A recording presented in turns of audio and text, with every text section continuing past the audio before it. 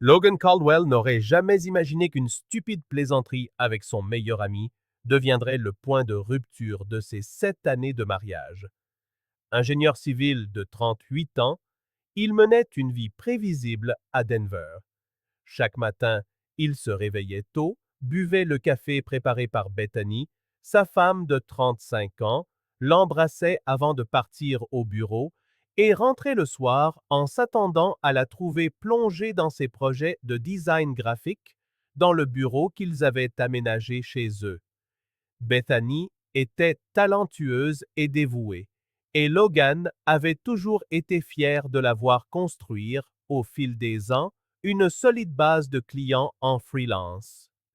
Ils n'avaient pas encore d'enfants, mais ils en parlaient le vendredi soir, en commandant taille et en regardant des séries, blottis l'un contre l'autre sur le canapé.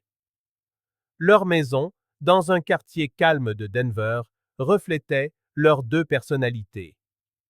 Logan avait ses projets d'ingénierie étalés dans son bureau à l'étage, tandis que Bethany avait colonisé le salon avec son matériel de design, ses deux écrans d'ordinateur et ses nuanciers méticuleusement organisés. Le matin, c'était Logan qui se levait le premier pour préparer un café toujours trop fort. Bethany se plaignait en riant qu'il essayait de la tuer à la caféine. C'était une routine confortable, prévisible, rassurante, le genre de vie que Logan avait toujours désiré après avoir grandi dans un foyer chaotique, marqué par les disputes incessantes de ses parents. Ce mardi d'octobre, Logan déjeunait avec Jake Patterson, son ami depuis l'université, dans un restaurant mexicain près du bureau. Agent immobilier et célibataire endurci, Jake aimait taquiner Logan sur son côté trop domestiqué. Entre les nachos et les bières, la conversation dériva sur les relations, la fidélité et ces histoires ridicules de tests de loyauté que tout le monde a déjà entendues. Jake mentionna une vidéo qu'il avait vue en ligne où un homme simulait un appel téléphonique accusant sa petite amie de le tromper, juste pour voir sa réaction. Logan trouva l'idée absurde, mais Jake insista. Mec, je parie que Beth serait furieuse.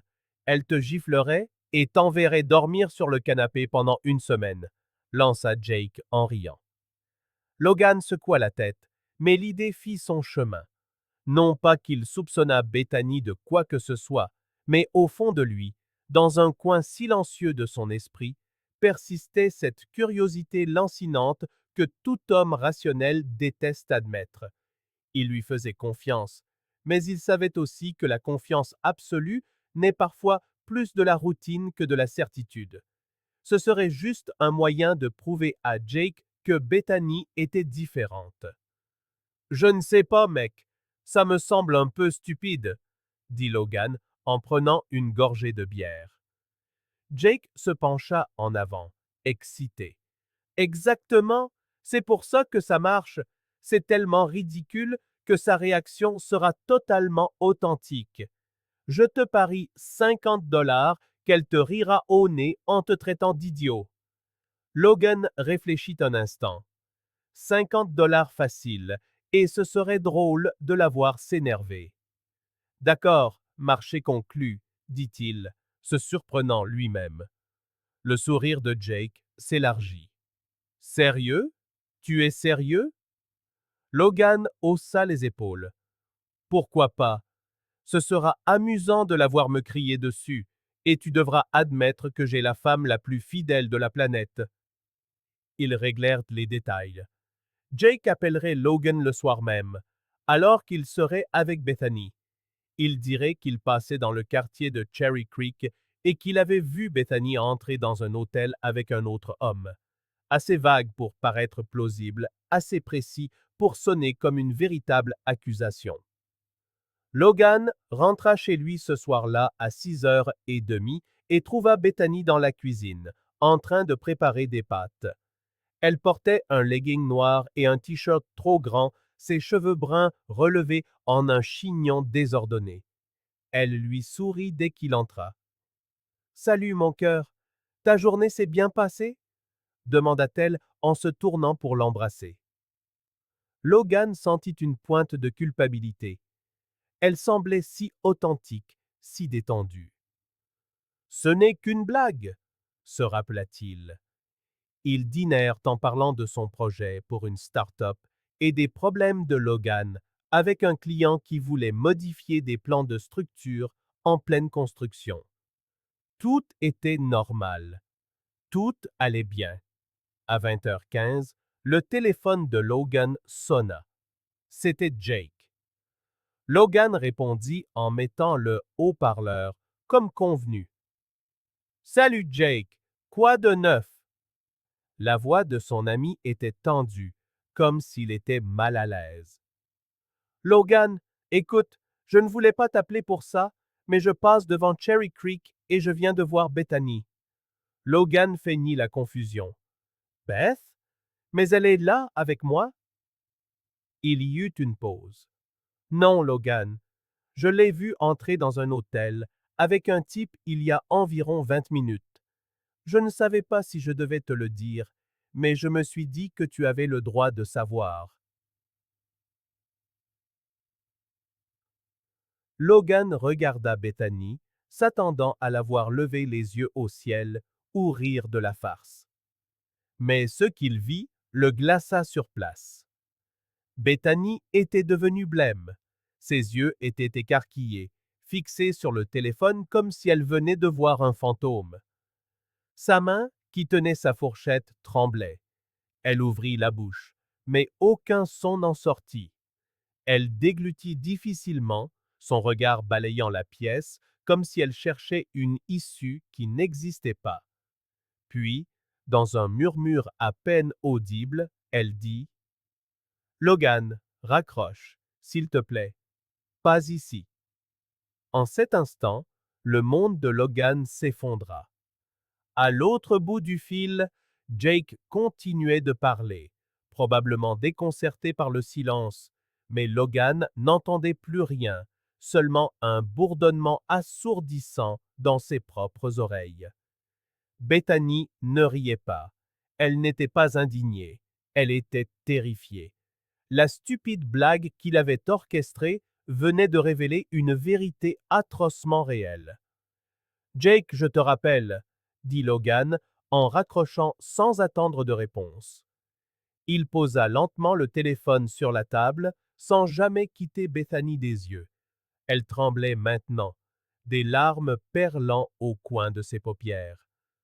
Logan, je... commença-t-elle. Mais il leva la main. Non, ne mens pas maintenant, pas après cette réaction. Bethany cacha son visage dans ses mains et se mit à sangloter. La colère montait en Logan, mais il garda le contrôle. Il devait entendre. Il devait savoir. Depuis combien de temps? Demanda-t-il. Bethany secoua la tête, toujours le visage caché. Bethany, depuis combien de temps? Elle leva enfin les yeux vers lui, le regard rougi et humide. 8 mois, murmura-t-elle. 8 mois. Logan eut l'impression de recevoir un coup de poing dans l'estomac. 8 mois, c'était presque un an. 8 mois de mensonges quotidiens, de baises factices, de je t'aime, vide de sens. Il se leva de table, ayant besoin d'espace pour respirer. Ses jambes étaient flageolantes. Il se stabilisa en s'agrippant au dossier d'une chaise. La pièce semblait soudain plus petite, l'air plus lourd. Bethany se leva aussi, tendant la main vers lui, mais il recula instinctivement. Logan, s'il te plaît, laisse-moi t'expliquer. Sa voix était brisée par les sanglots. Expliquer? L'interrompit-il, sa voix toujours maîtrisée, mais d'un ton glacial qu'il n'avait jamais employé avec elle. Expliquer 8 mois de mensonges, 8 mois où tu as dormi à côté de moi en sachant que tu me trompais? Il passa une main dans ses cheveux, essayant d'assimiler l'information. Combien de fois, Bethany? Combien de fois as-tu quitté cette maison? M'as-tu embrassé en me disant que tu avais rendez-vous avec un client ou une amie pour aller le rejoindre? Bethany ne répondit pas. Elle se cacha de nouveau le visage. Logan sentit sa colère gronder, mais il se força à rester calme. Il avait besoin d'informations. Il devait comprendre toute l'étendue de sa trahison. Alors explique, qui est-ce? Bethany hésita. Colin, Colin Brennan, c'est... c'est un architecte. On a travaillé ensemble sur un projet en février et... Elle s'interrompit, réalisant qu'aucune excuse n'aurait de sens. Le nom lui disait quelque chose. Il se souvint que Bethany avait mentionné en passant un architecte avec qui elle collaborait sur une campagne pour un cabinet de prestige. Elle en parlait comme de n'importe quel autre client. L'as-tu fait venir ici? Dans notre maison? Bethany secoua vivement la tête. Non, jamais. Je te le jure. Cela aurait dû être un soulagement, mais ça ne l'était pas. Ça ne changeait rien. Logan reprit son téléphone et appela Jake. Son ami répondit, inquiet. Mec, désolé, j'ai gâché la blague? Beth s'est énervée? Logan laissa échapper un rire amer. Jake, ce n'était pas une blague. C'était vrai. Elle me trompe depuis 8 mois. Un silence stupéfait s'installa à l'autre bout du fil. Putain, Logan, je ne savais pas. C'est une simple coïncidence si j'ai choisi Cherry Creek? Apparemment pas du tout, dit Logan en fixant Bethany qui s'était affalée sur sa chaise en pleurs. Merci de m'avoir appelé. Vraiment, on se parle demain. Il raccrocha et s'assit dans le salon, loin de Bethany. Il devait réfléchir, digérer, mais une partie de lui voulait aussi des réponses. Bethany apparut dans l'encadrement de la porte, essuyant ses larmes avec la manche de son t-shirt.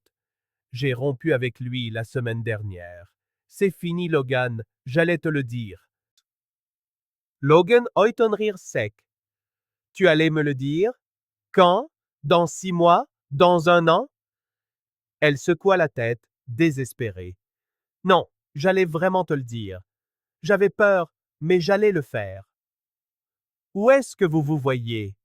Demanda Logan, ignorant ses excuses. Bethany déglutit. Dans des hôtels, la plupart du temps. Parfois à son bureau, après les heures de travail. Logan eut la nausée. Il imaginait Bethany quittant la maison, l'embrassant sur le pas de la porte, en prétextant un rendez-vous client, puis se rendant dans le lit d'un autre homme. Combien de fois? Des dizaines? Des centaines? Sait-il que tu es marié? Demanda Logan. Bethany hocha lentement la tête. Il le sait. Il est marié aussi. Logan ferma les yeux. Bien sûr que ce Colin trompait lui aussi quelqu'un, détruisait une autre personne, une autre famille. Des enfants? Demanda-t-il. Bethany secoua la tête. Non, il n'en a pas. Cette nuit-là, Logan ne dormit pas. Bethany tenta de l'approcher plusieurs fois, d'engager la conversation, de s'excuser, mais il ne voulait rien entendre. Il était en train de digérer, de planifier. Il resta dans le salon jusqu'à 3 heures du matin à fixer le plafond, revivant des moments des 8 derniers mois. Combien de signes avait-il manqué? Combien de réunions tardives au travail n'étaient que des mensonges? Combien de fois lui avait-elle dit « Je t'aime » juste après avoir été avec un autre homme? Le lendemain matin, il partit tôt et se rendit directement au cabinet de Janet Marsh, une avocate spécialisée en divorce qui s'était occupée de la séparation d'un collègue 2 ans plus tôt. Janet l'accueillit avec un café et un sérieux professionnel. C'était une femme d'une cinquantaine d'années, ses cheveux gris tirés en un chignon impeccable, de fines lunettes posées sur son nez.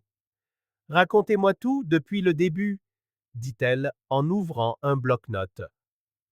Logan lui raconta l'appel, la réaction de Bethany, sa confession. Janet prit des notes précises, posant des questions chirurgicales. Infidélité avérée, pas d'enfant, pas de biens complexes en commun. Ça devrait être relativement simple, dit Janet. Mais il faut que vous gardiez la tête froide. Pas de confrontation publique, pas de violence. Laissez la loi faire son travail. Logan acquiesça. Il n'était pas violent. Mais il n'allait pas laisser passer ça sans rien faire. Je veux qu'elle quitte la maison le plus vite possible, dit-il. Janet hocha la tête. Nous allons nous en occuper. La maison vous revient de droit, étant donné que vous avez payé l'apport. Je prépare les documents aujourd'hui. Il rentra chez lui cet après-midi-là et trouva Bethany qui l'attendait dans le salon, les yeux gonflés de larmes. Logan, on peut parler, s'il te plaît? Logan s'assit dans le fauteuil en face d'elle. Je t'écoute. Bethany prit une profonde inspiration. Je sais qu'il n'y a aucune excuse. Je sais que j'ai tout détruit, mais je veux que tu saches que je t'aime. Je t'ai toujours aimé. C'était une erreur, de l'égoïsme. C'était un choix, l'interrompit Logan. Ce n'était pas une erreur, Bethany. Une erreur, c'est d'oublier son portefeuille. Une erreur, c'est de renverser du café sur sa chemise. Tu as choisi, chaque jour, pendant 8 mois, de continuer à mentir. Tu l'as choisi, lui, plutôt que moi, à plusieurs reprises. Bethany se remit à pleurer. J'ai rompu avec lui, Logan. Je t'ai choisi, toi. Je peux suivre une thérapie. On peut faire une thérapie de couple. Je peux... Logan leva la main. Non, c'est fini. J'ai déjà parlé à une avocate. Tu recevras les papiers du divorce dans quelques jours. Je veux que tu sois parti d'ici la fin de la semaine. Logan, ne fais pas ça, je t'en prie. 7 ans de mariage? Elle s'arrêta, en voyant son expression. Il y avait dans son regard une froideur qu'elle n'avait jamais vue. Logan se leva. 7 ans que tu as jetés à la poubelle. Pas moi, toi. Dans les jours qui suivirent, Logan prit une décision. Il n'allait pas seulement divorcer, il allait s'assurer que Colin Brennan paierait, lui aussi. Ce n'était pas par vengeance, se disait-il, c'était par justice, pour que les hommes comme Colin ne s'en tirent pas impunément après avoir détruit des familles. Il engagea un détective privé du nom de Marcus, un ancien policier d'une soixantaine d'années qui travaillait avec une discrétion absolue.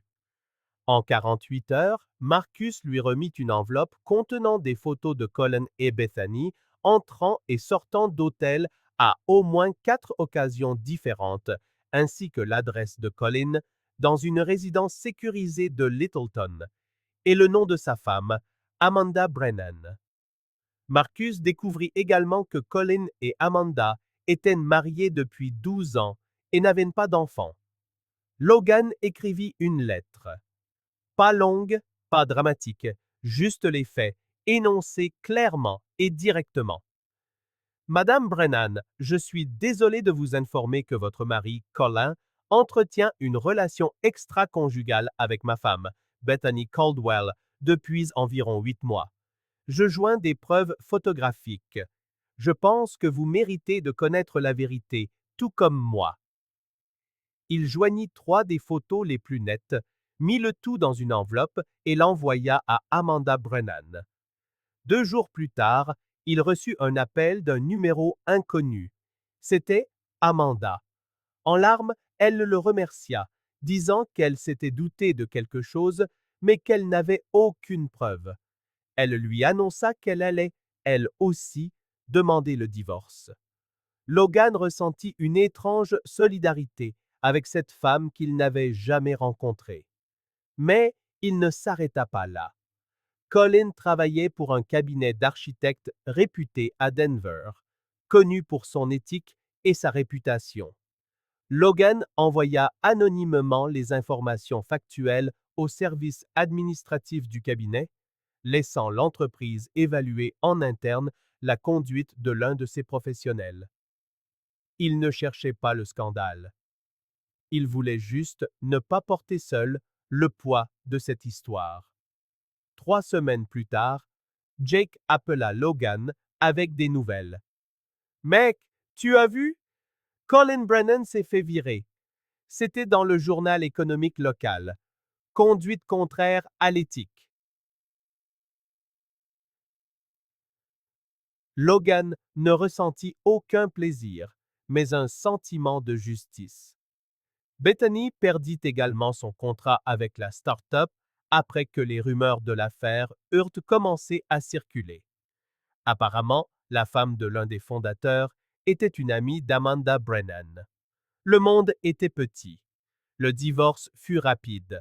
Pas d'enfants, pas de litige financier majeur. Bethany tenta de réclamer la maison, mais Logan avait les preuves qu'il avait payé l'apport seul avant leur mariage.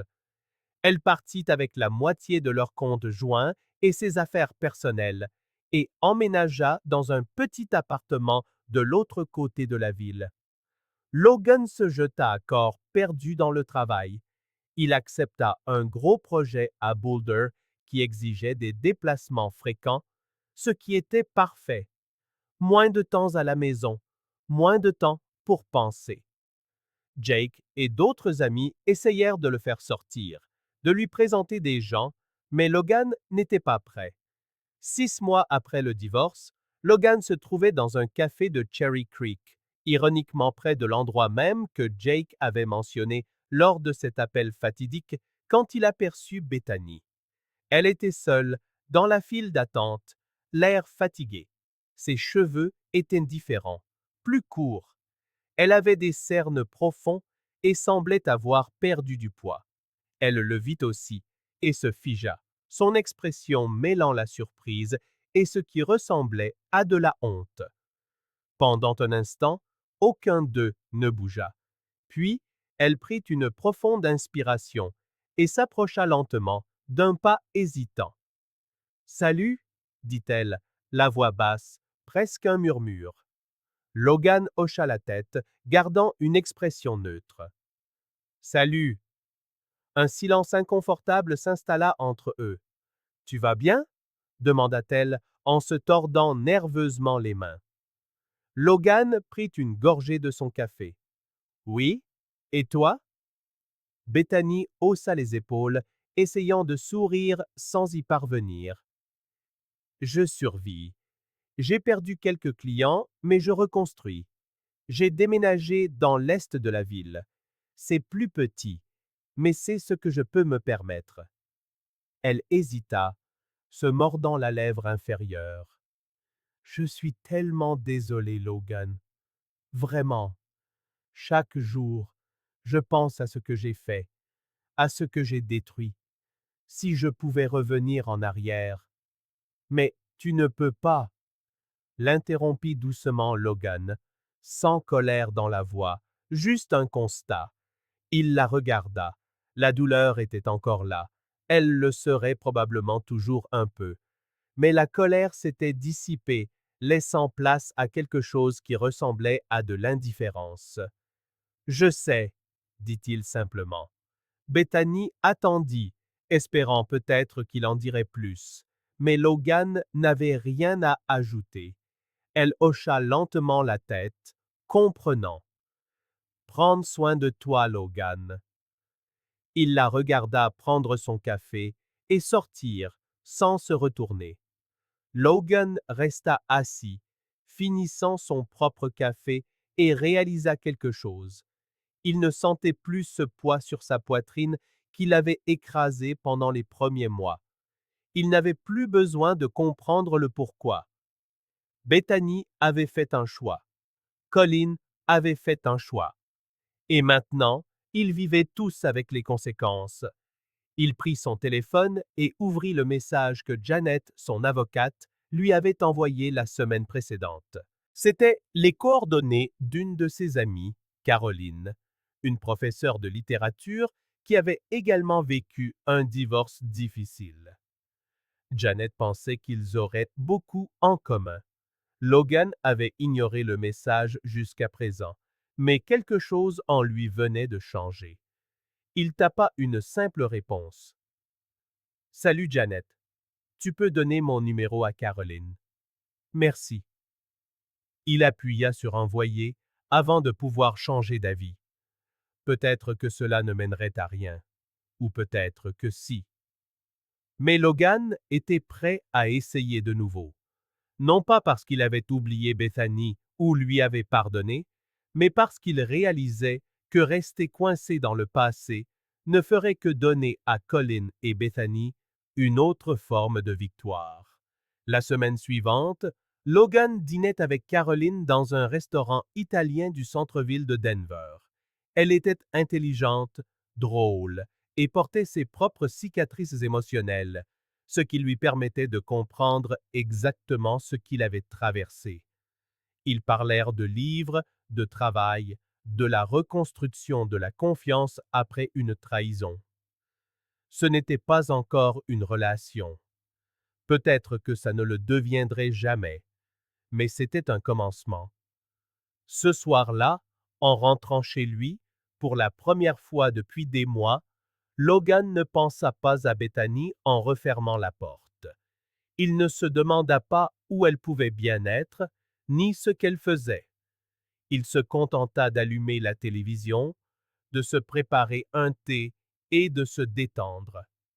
Cette stupide plaisanterie avec Jake avait détruit son mariage, mais elle l'avait aussi sauvé, l'empêchant de gâcher d'autres années de sa vie avec une personne qui ne l'estimait pas à sa juste valeur. Il ne la remerciait pas pour la douleur, mais il comprenait que la vérité, aussi brutale soit-elle, lui avait offert la possibilité de choisir un avenir meilleur. Car la vérité, aussi cruelle soit-elle, est toujours préférable à une vie de mensonge. Logan Caldwell avait 38 ans lorsqu'il découvrit que sa femme le trompait. À 39 ans, il avait une nouvelle vie, une autre perspective et la certitude qu'il méritait mieux. Et enfin, il commençait à le croire. Merci d'avoir regardé cette vidéo. Si elle vous a plu, n'oubliez pas de vous abonner à la chaîne et d'activer les notifications pour ne manquer aucune nouveauté. À la prochaine!